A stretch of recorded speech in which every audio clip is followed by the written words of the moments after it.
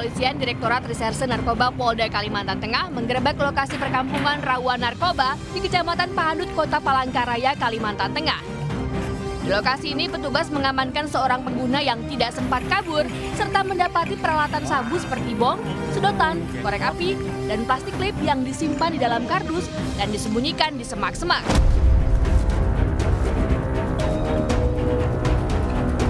Penggerebekan dilakukan menyusul banyaknya laporan di lokasi ini sering dijadikan tempat transaksi dan penggunaan narkoba. Seluruh barang bukti dan seorang pengguna kemudian diamankan petugas ke kantor Direktorat Reserse Narkoba Polda Kalimantan Tengah untuk menjalani pemeriksaan lebih lanjut. Dari Palangkaraya, Kalimantan Tengah, Ade Sata, iNews melaporkan.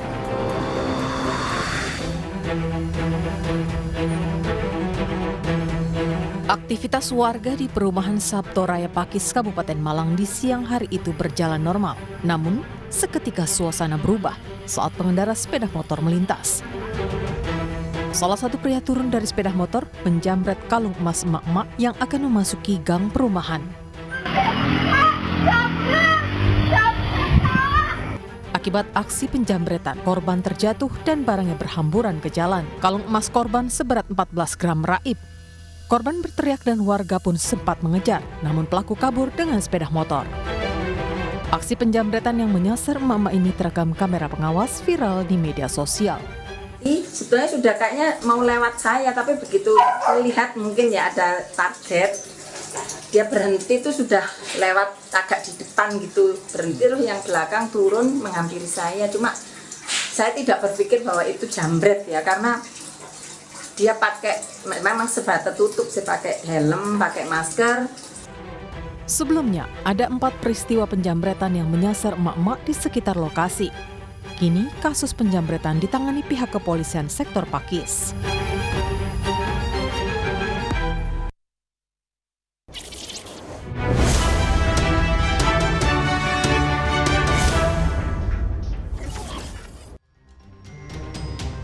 Buat lo semua, gue ingatkan untuk selalu berhati-hati. Karena aksi jambret kian sadis, bahkan dilakukan di tengah pemukiman warga. Korbannya pun tidak pandang bulu, baik wanita maupun anak-anak.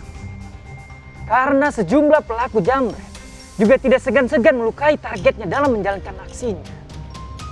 Jadi gue ingatkan sama lo semua, jangan berpenampilan berlebihan, karena itu bisa mengundang kejahatan. Berpenampilanlah yang sewajarnya. Jangan menarik perhatian para pelaku kejahatan. Tetaplah berhati-hati dimanapun lo berada. Karena kejahatan bisa terjadi di mana saja. Beberapa hari lalu, gue dapat laporan mengenai bocah perempuan yang diduga dicabuli oleh gurunya sendiri. Mirisnya, korban merupakan anak berkebutuhan khusus. Kasusnya sudah terjadi sejak 29 Agustus, namun belum ada tersangka yang ditetapkan. Gue sudah coba konfirmasi ke pihak polisian. Berikut selengkapnya. Ada darah di kemaluannya dan kemudian ibu korban langsung melapor ke Polsek Ciompu. Sampai hari ini sudah hampir 1 bulan. Laporan ini di Polsek Ciompu ini belum ada tersangkanya. Ingin kami sampaikan bahwa agar Polres Buton mengambil alih kasus tersebut karena kasus seperti ini di Pulau Ciompu ini sudah terlalu banyak, dan yang kita harapkan kepada Polres Buton untuk segera menemukan pelakunya dan dihukum.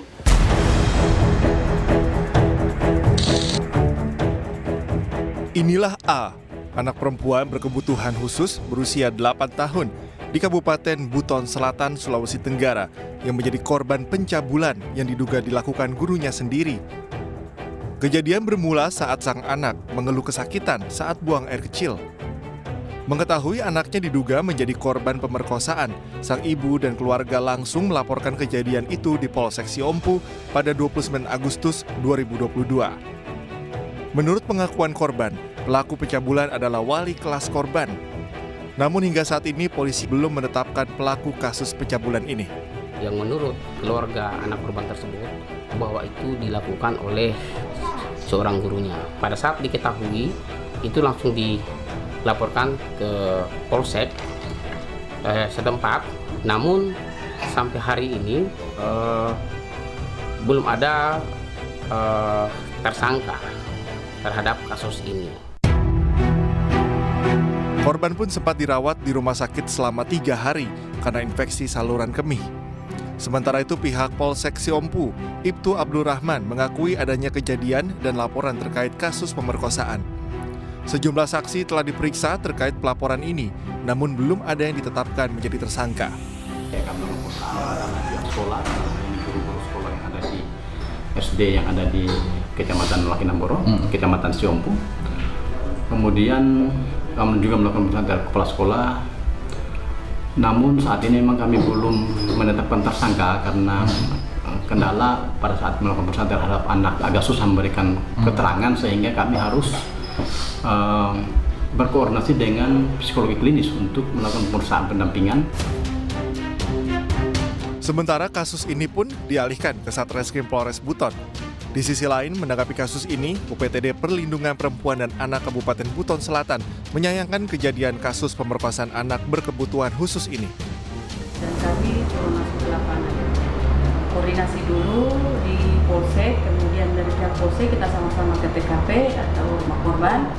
Kemudian dari situ konselor psikolog melakukan asesmen tanah. Sejak kasus ini dilaporkan ke pihak kepolisian, UPTD PPA sudah melakukan pendampingan ke korban. Saat ini, PPA Buton fokus memberikan pendampingan agar rasa trauma korban berkurang. Dari Kabupaten Buton Selatan, Sulawesi Tenggara, Andi Eba, iNews melaporkan. Nah, sekarang gue akan kembali membacakan laporan yang masuk. Laporan pertama dari Ed Robert. Lapor Pak Polisi, di Jalan Cakung Cilincing masih rawan begal. Sangat meresahkan. Mohon patrolinya, Pak. Selanjutnya, laporan dari Ed Ari Wibowo. Lapor Pak Polisi, beberapa hari ini di depan Gor Sport Jabar, Bandung, ada pemotor ugal-ugalan yang menyerang pengendara lain. Sangat membahayakan. Mohon patrolinya, Pak. Dan selanjutnya, laporan dari Ed Rally. Pak Polisi, di sekitar lampu merah Badoka, Makassar, masih ada aksi teror busur pada dini hari. Mohon patrolinya, Pak. Sangat membahayakan warga sekitar dan pengguna jalan. Ingat, Anda tidak perlu takut untuk bersuara. Gue Bang Ano bakal jadi suara bagi yang resah dan takut. Gue bakal jadi wajah bagi para pengungkap kebenaran.